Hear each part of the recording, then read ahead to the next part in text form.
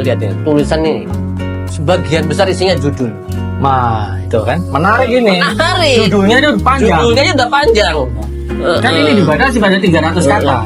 Jangan-jangan judulnya 200 kata. Masuk. Bukan cuma satu. Nih, panjang loh. Ngeri. Ngeri. Jangan lupa. Jangan lupa. Iki ketoke mesame ini tiba di luar sih ono judulnya panjang. Assalamualaikum warahmatullahi wabarakatuh. Waalaikumsalam warahmatullahi wabarakatuh. Alhamdulillah. Cak, kabar Cak? Alhamdulillah baik, sehat dan Ini tampaknya ini mangga ini dari pohon di depan itu. depan rumah sampean. Mm. Masya Allah. Kita coba eksekusi ya. Bismillah. Agak Manis banget. Bismillahirrahmanirrahim. Pupuknya apa ini, Cak? Ya Allah. Ini memang jenisnya mangga madu. Mangga madu ya. Kecil tapi Gak tahu manis. sama siram kan? Gak tahu disiramnya lagi nih kayak gini apa mana disiram ya? Karena sudah besar nggak butuh Nggak butuh banyu. Apalagi karena dia Sidoarjo sering hujan. airnya juga lumayan di sini. Tapi hari ini kita mau bahas apa nih, Cak? Menarik ya. Jadi kami mau bikin lagi new bincang buku, new style. Tapi tetap dalam bincang ramah ya. Ya, ngopi ramah, Ngopi ramah. ngobrol pintar. Ya, makanya harus ngopi terus. Selalu ada kopi. Bismillah. Ini kita di tahun baru Muharram 1447 447 Hijriah. Iya. Selamat tahun baru Islam 1447 Hijriah. Mudah-mudahan tahun ini kita semakin menjadi orang-orang yang bermanfaat. Amin. Lebih baik lagi. Terutama dalam komitmen kita di bidang literasi ya. Siap. Oke. Nah, kalau ngobincang ramah, Cak, saya kemarin Ngopi ramah dan Toro bincang wesuwe. dan bincang buku. Saya ada satu buku yang sampean memimpin teman-teman untuk menuliskan tentang pembelajaran mendalam atau deep learning. Ya, deep learning. Ini kita ngomong deep learning ini sebenarnya guru-guru itu jadi saat ini, Cak. Ya beberapa waktu lalu ya, semenjak ada ganti menteri ya. Karena mindset kita ganti menteri, ganti kurikulum. Nah, ganti menteri, ganti kurikulum. Nah, sampean berani berbicara di sini ketika pendidik, praktisi pendidikan dan orang tua bicara tentang pembelajaran mendalam. Nah, begitu menteri baru ditetapkan, beliau langsung berbicara tentang deep learning. Langsung seketika itu juga, gitu. Wawancarai, apakah akan ganti kurikulum? Bukan ganti kurikulum. Nah, ini pendekatan. Ya. Ini pendekatan. Kita nggak akan ganti kurikulum dari pendekatannya. Nah, ini kalau menurut sampai sebagai seorang praktisi pendidikan dan sudah membaca tulisan di teman-teman di dalam buku ini, itu gimana menurut sampai? Apakah benar ini? Kan ini teman-teman yang menulis di sini sebagian sudah mengikuti TOT ya? Iya, ada yang Sudah mengikuti TOT dan mereka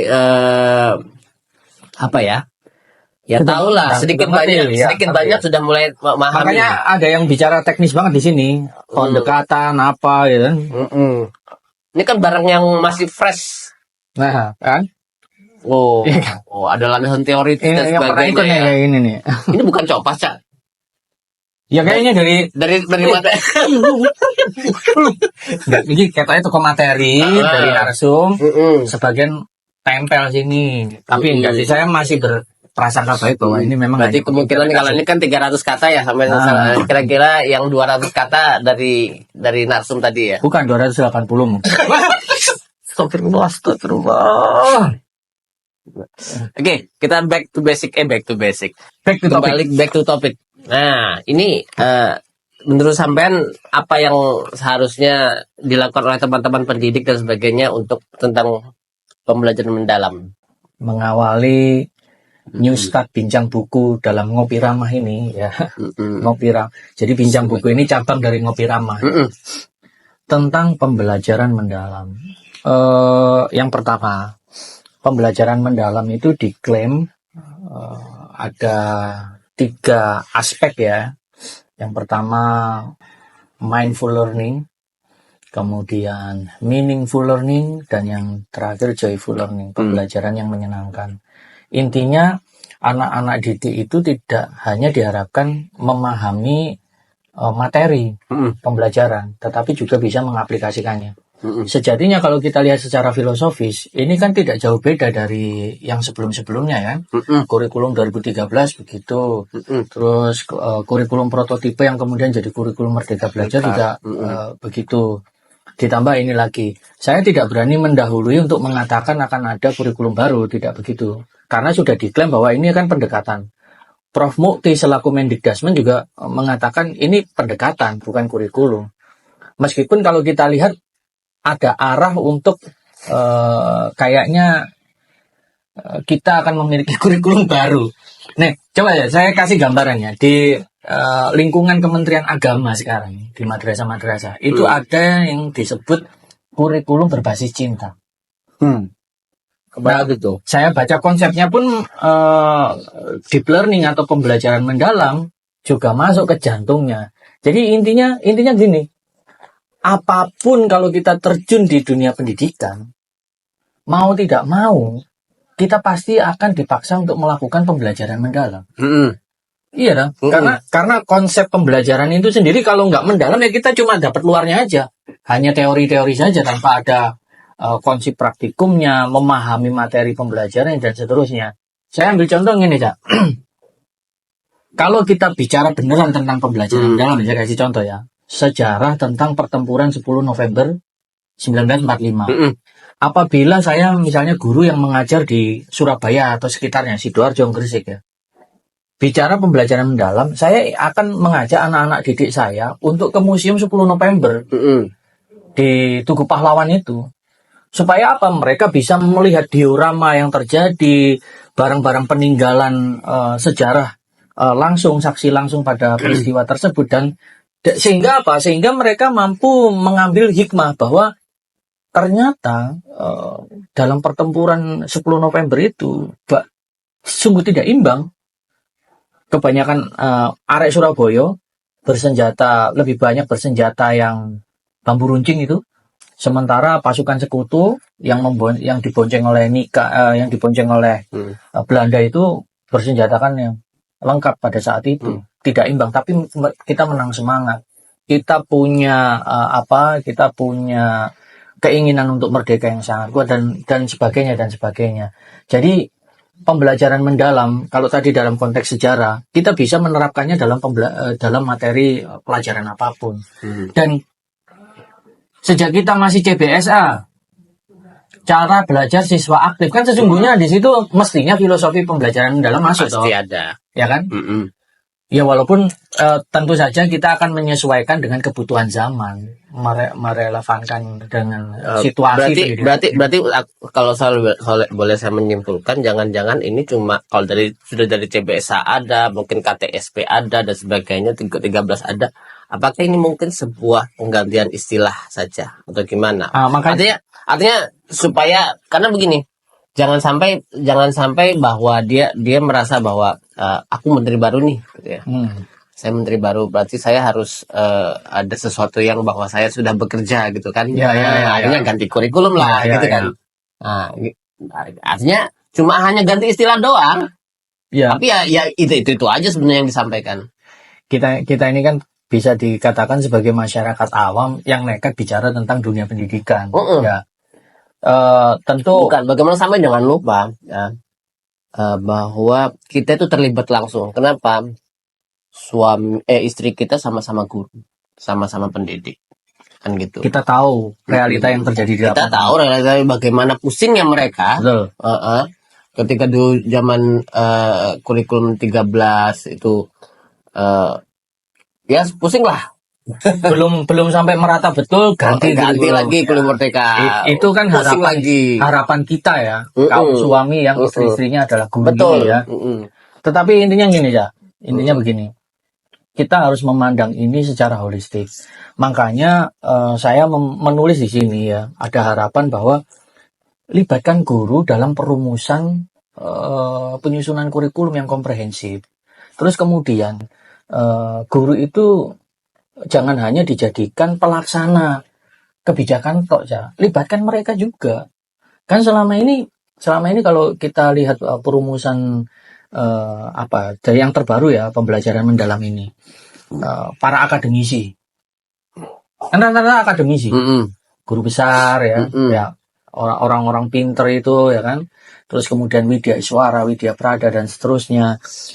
Teman-teman guru pelaksana ya, maka dilaksanakan BIMTEK, TOT, Training of Trainer, di mana-mana sekarang sudah dilakukan itu untuk memahami pendekatan pembelajaran mendalam itu. Nah, harapan saya dan harapan sampean juga tentunya jangan cuma ganti istilah itu tadi. Ya. Terus ini yang paling penting, Indonesia itu membutuhkan blueprint pendidikan yang jelas ya, yang bisa dipakai jangka panjang, 25 sampai 30 tahun mendatang. Itu yang saya tulis.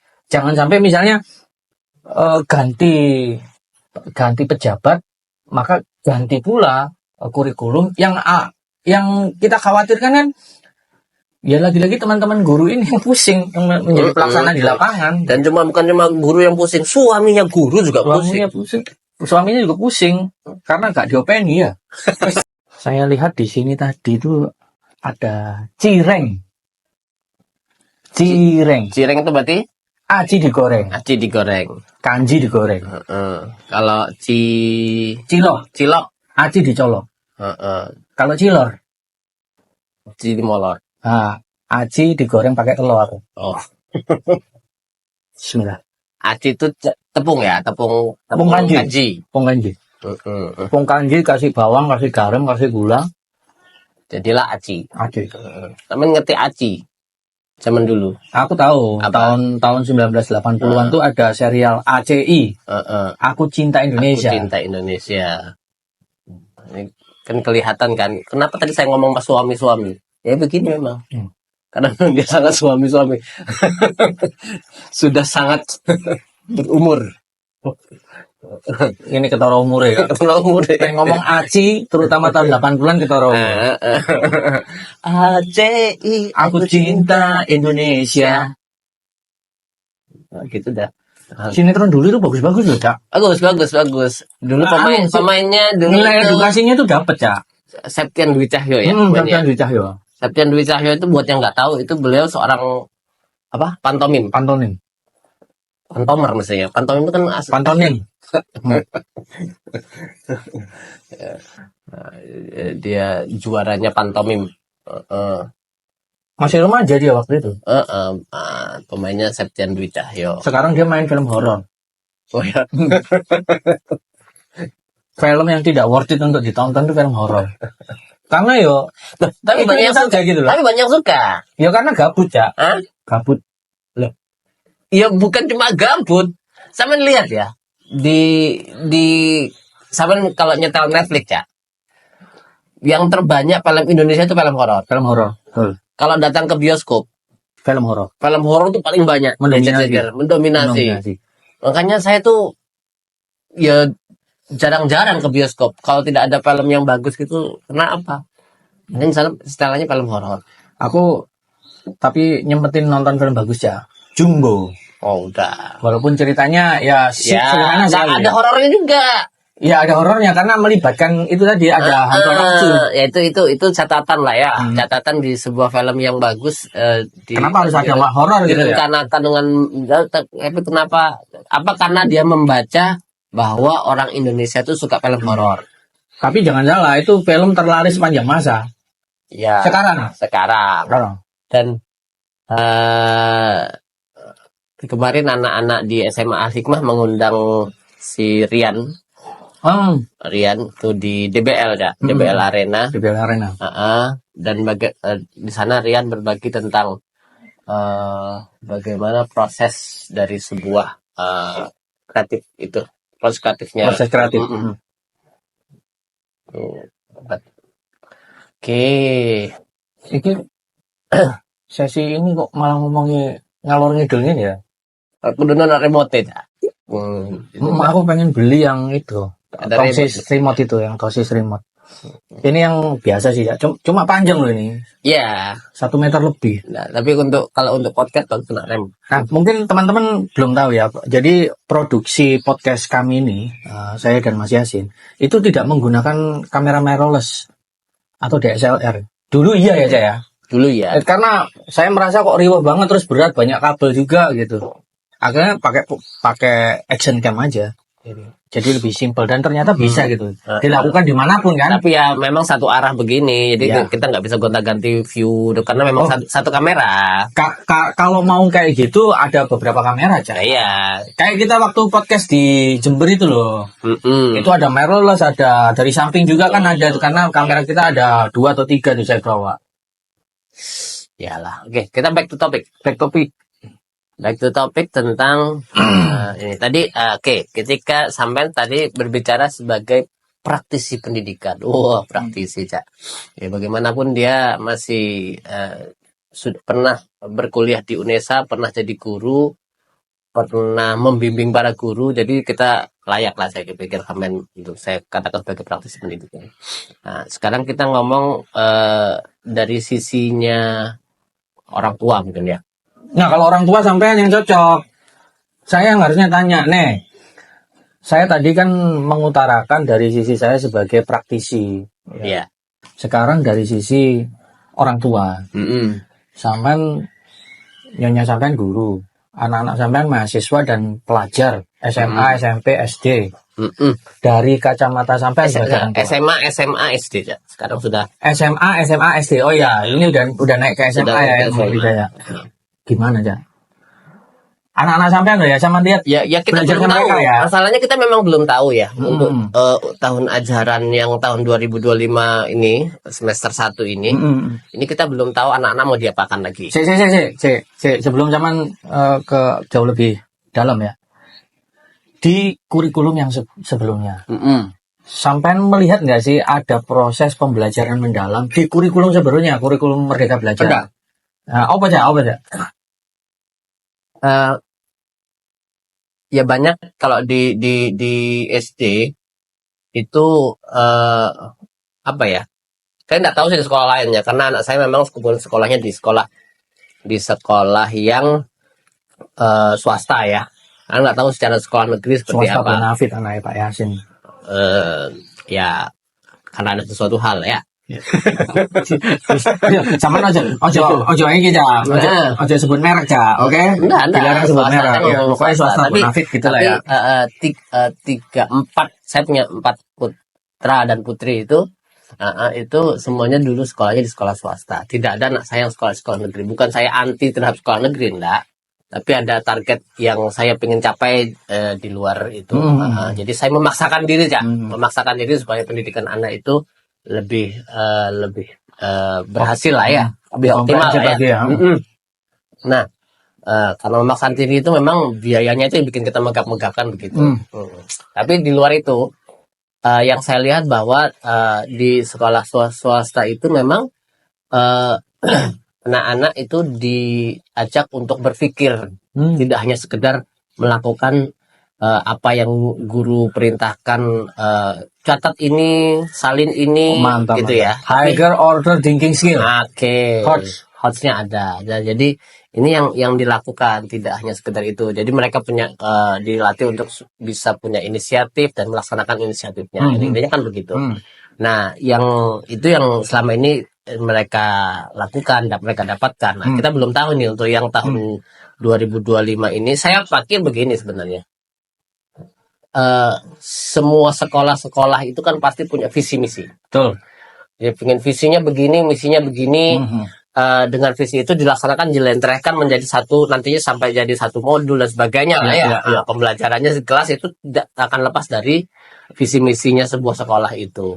Walaupun pemerintah punya target begini, tapi visi misi ini juga tetap harus jalan gitu. Nah, ini yang bagaimana meramunya itu urusannya sekolah kan gitu.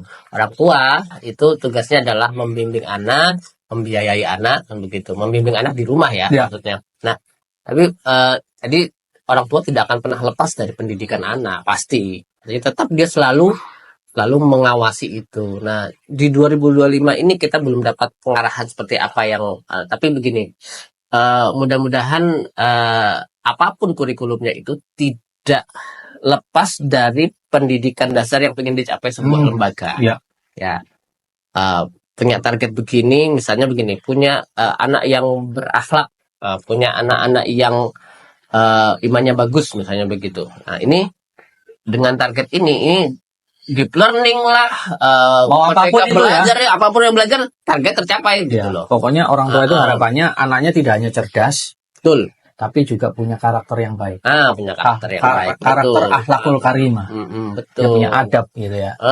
Karena tidak ada orang tua yang kepingin anaknya itu, misalnya orang tua yang dalam tanda kutip ya jahat. Misalnya dia melakukan pekerjaan-pekerjaan untuk mendapat uang dengan cara yang Tidak baik. Nah, itu. Tapi dia pasti tidak kepingin anaknya mencontoh dia. Begitu toh. Iya.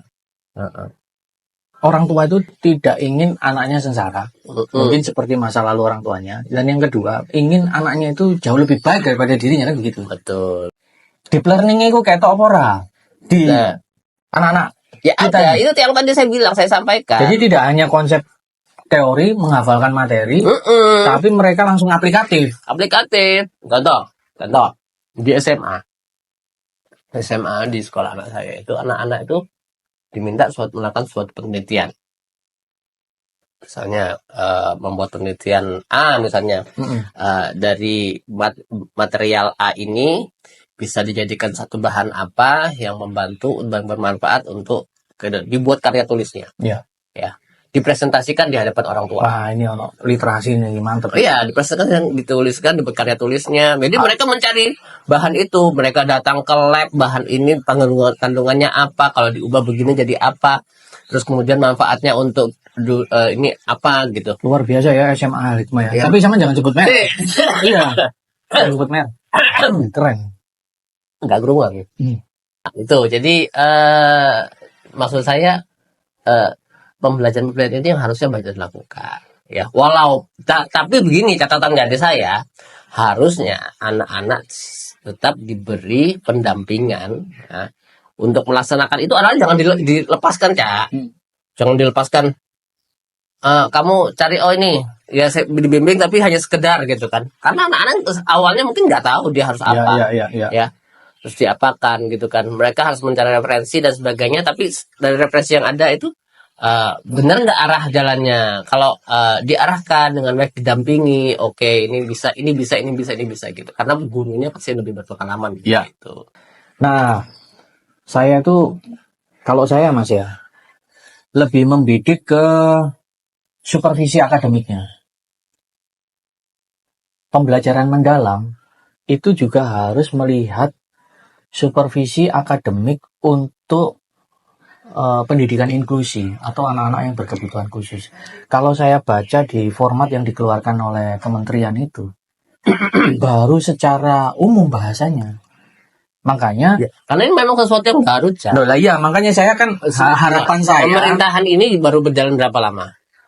Baru jalan 1 tahunan kan? Dan 2024 kan? 1 tahun mungkin belum sampai ya. 1 tahun lebih. 1 tahun lebih sudah ya. Oke, 1 tahun lebih. Tapi apakah sudah mulai dijalankan? Kan belum juga. Yang deep learning ini kan masih disusun lah ya, atau mulai ditulak ke guru-guru. Loh lah iya aja, gini loh. Di aturan yang dikeluarkan oleh kementerian itu, termasuk yang sebelumnya itu ya, asesmen supervisi asesmen akademik itu hanya bicara secara umum. Makanya nanti dalam konteks pembelajaran mendalam ini ya tolonglah perhatikan juga yang pendidikan inklusi, siswa berkebutuhan khusus, diwadahi juga lah, biar teman-teman ini jangan sampai begini, Cak. Kan banyak tuh sekolah-sekolah negeri, sekolah formal, ternyata ada beberapa siswa berkebutuhan khusus yang gurunya itu belum pernah mendapatkan bimtek tentang pendidikan inklusi. Akibatnya kan mereka yang saya begini, Cak. Yang saya kalau secara dari sisi ya, kembali dari sisi orang tua dan sisi suami pendidik ya. Walaupun kita juga ngajari siswa kan gitu. saya melihat seperti kurikulum Merdeka kemarin itu kan baru selesai, masih pada tahapan ya, sudah mulai tahapan implementasi, tapi sebagian guru juga masih mengikuti pelatihan-pelatihan itu gitu kan. Yang mulai pelatihan-pelatihan yang dulu kan pelatihan mulai dari di berbagai tempat dan sebagainya, mulai dari hotel-hotel besar sampai di kelas-kelas kan Iya, gitu. iya. Nah, maksud saya begini, jangan sampai kemudian ini, karena kita nggak punya tadi ya roadmap-nya, Blueprint pendidikan. blueprint pendidikannya, sehingga sesuatu yang masih belum berjalan secara tuntas kemudian dihabisi dengan kebijakan.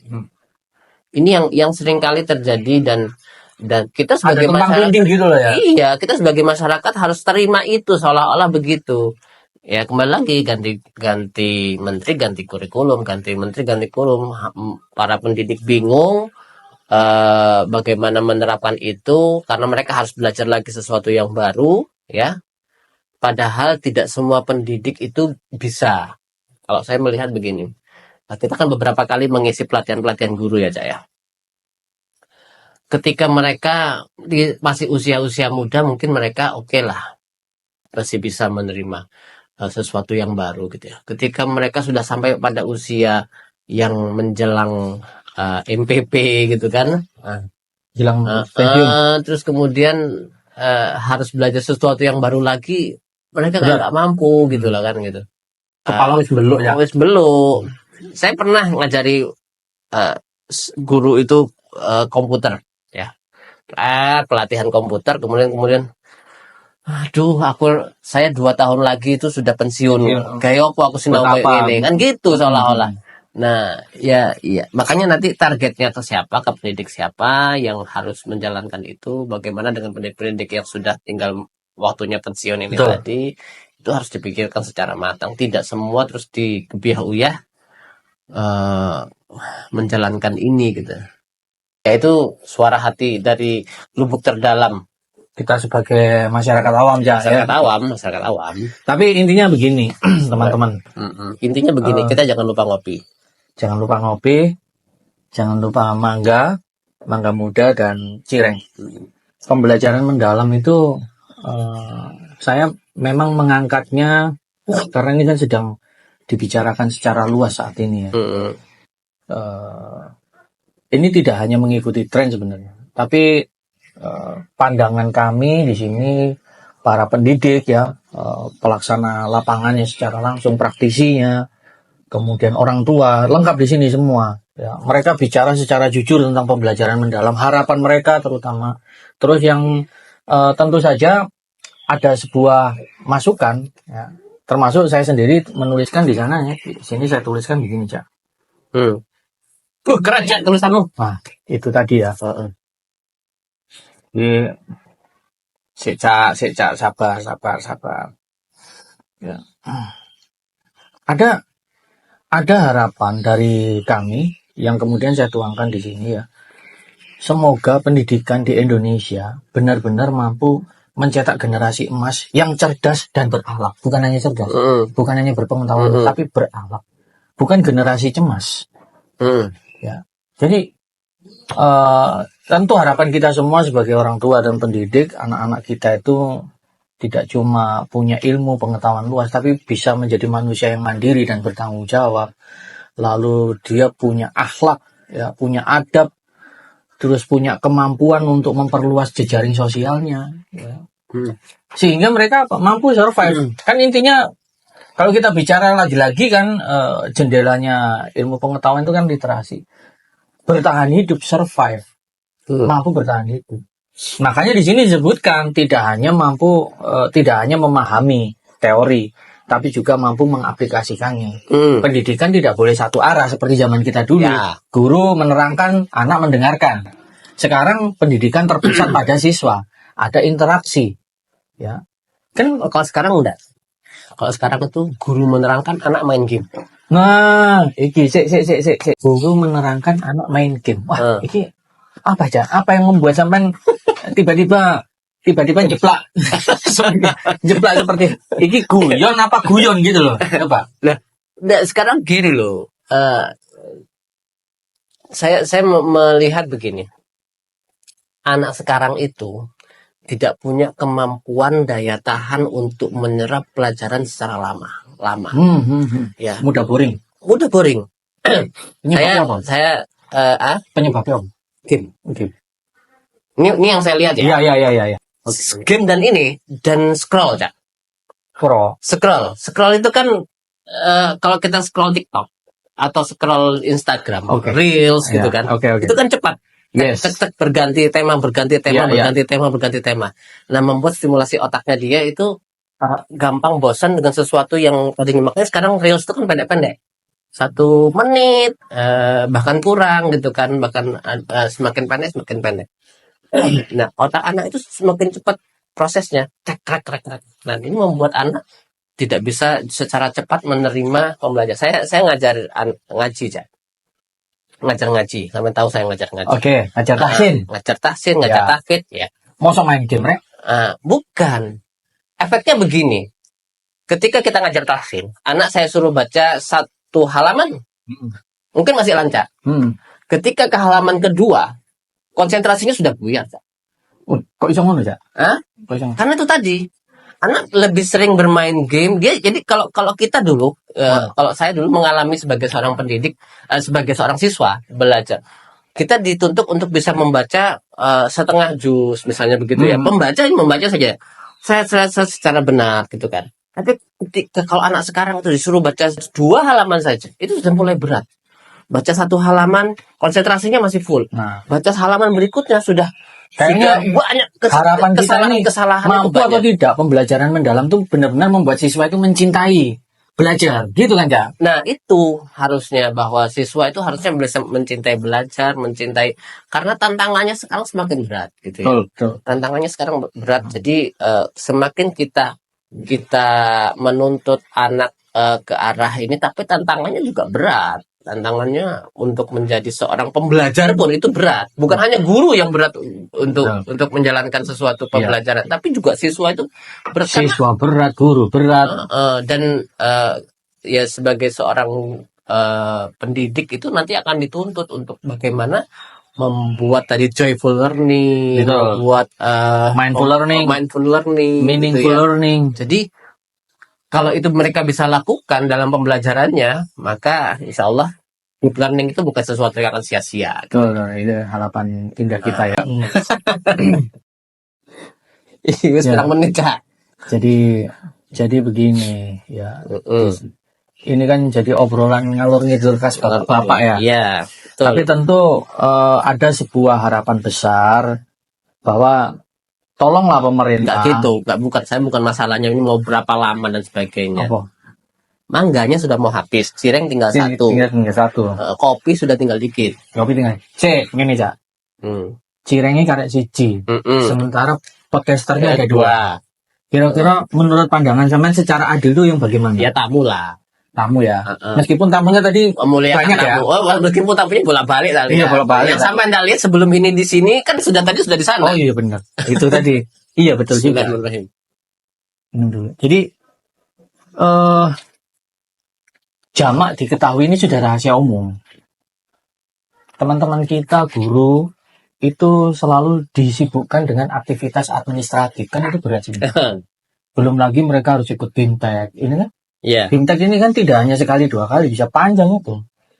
Nah, tentu kalau kita bicara pembelajaran mendalam, harapan kami sebagai, ya tentu saja kami tidak merasa sebagai pelaksana lapangan, tapi kami kan tahu ya, karena bersentuhan dengan teman-teman guru kan. Harapannya ya, tolonglah pemerintah bisa lebih menyederhanakan lagi kebijakannya soal kurikulum. Terus kemudian jangan sampai kurikulum ini ada upaya pemerataan, tapi tiba-tiba nanti berubah lagi ketika pejabatnya berganti. Terus kemudian kalau dulu kita mengenal istilah PPDB, penerimaan peserta didik baru, sekarang namanya SPMB, sistem penerimaan murid baru. Bukan intinya sama toh? Bukan mahasiswa baru. Nah, bukan SPMB. penerimaan murid baru. Ya. Nah, makanya di sini saya tulis itu. Harapannya kita tidak cuma ganti istilah, lebih dari itu saya mengharapkan guru benar-benar diberi ruang kreativitas Nah, untuk berinovasi dan bukan membebani mereka dengan kesibukan administratif belaka. Kalau tak tulis cak neng gini. Ya. Ya. Tuh. Jadi gini teman-teman, menurut saya, sekilas saya membaca buku tulisan teman-teman ini. Ini kalau Anda ingin tahu tentang deep learning itu apa, ya, dan mungkin sebagai pengantar singkat lah ya, bisa dibilang Ya. pengantar singkat, karena di sini ada membahas secara mengkritisi, ada yang membahas tentang bagaimana sebenarnya deep learning itu secara konsep Ya. dasar, Ya, gagasan dan ada di sini. harapan. Nah, tapi saya berharap begini, Cak, sebenarnya. Teman-teman ini kan praktisi-praktisi. Mereka akan bisa membuat buku-buku baru yang bisa menjelentrehkan tulisan mereka di sini. Betul, betul. Ya. Coba lihat ya, tulisan ini. Sebagian besar isinya judul. Nah, itu kan menarik ini. Menarik. Judulnya itu panjang. Judulnya udah panjang. Kan ini dibatasi pada 300 kata. Jangan-jangan judulnya 200 kata. Masuk. Bukan cuma satu. Nih, Loh. panjang loh. Ngeri. Ngeri. Jangan lupa. Jangan lupa. Iki ketoke mek sakmene tiba di dhuwure sik ana judul cilik. Judulnya wis panjang. Jadi teman-teman yang saya pesan kepada yang penulis-penulis di sini, coba Anda sudah mulai mendapatkan ini deep learning itu seperti apa. Mulai tuliskan. Kalau bisa nanti dikumpul jadi sebuah buku. Jadi teman-teman yang lain yang belum dapat, karena ini kan masih tahapannya masih di kota-kota besar Jangan ada kayaknya. tabel loh ya. Jangan lupa ini komprehensif. Komprehensif. Nah, keren Cak. Keren. Nah, apa yang Bang? Tabel, wah keren ya. Tuh 300 kata dapat tabel. Ngeri gak sih? Ngeri. Tabel kan? Ya, 300 kata. Ya, tapi gitulah, ya, teman-teman. Ya pesan sebagai penerbit aja, Cak. Iya, benar. Teman-teman tulislah bukunya tentang ini lebih dalam, pengetahuan Anda jangan hanya terpandang pada satu buku ini. Ya, buat teman-teman yang ingin tahu tentang apa deep learning secara mendasar, mungkin bisa baca buku ini. Oke, dan cocokin juga pemerintah, Cak, buku ini. Oh iya. Karena ada kritik Ada masukan. ada masukan Pemangku kebijakan. Masalahnya teman-teman berani enggak gitu loh. Bukan, paling tidak pemerintah tahu. Oh, guru iki sing tak cing. Oh iya, iki ngajarnya di sini. Ngajar neng Iki ngajar di. ono tulisannya, Cak. Iya, yang menuliskan instansinya siap-siap ya. Mengajar di. Nah, iki kan. Wah, serem iki, Cak. Guru ini pinter, Cak. Nih, tidak ada sama sekali dia bertugas di mana. Oh, ada. Waduh, ternyata. Waduh. Wah. Ya, semoga selamat lah. Iya lah. Ya, ini siap-siap lah. Nanti kalau ketemu Prof Mukti Mendikdaksmen, insya Allah saya akan memberikan ke beliau ya. Nah, teman-teman terima kasih sudah menyimak obrolan ngalor ngidul khas bapak-bapak ini. Deep learning kita. Deep learning ya. Bagi teman-teman yang ingin bukunya dibincangkan di program bincang buku ini, ya, bisa menghubungi Pak Yasin. Nanti nomor beliau akan saya sertakan di deskripsi ini. Terima kasih sekali lagi dari kami berdua. Sampai jumpa di program bincang buku edisi berikutnya. Tetap sehat, tetap semangat, selalu berkarya. Sampai jumpa kembali dan salam literasi. Salam literasi. Assalamualaikum warahmatullahi wabarakatuh. Waalaikumsalam warahmatullahi wabarakatuh.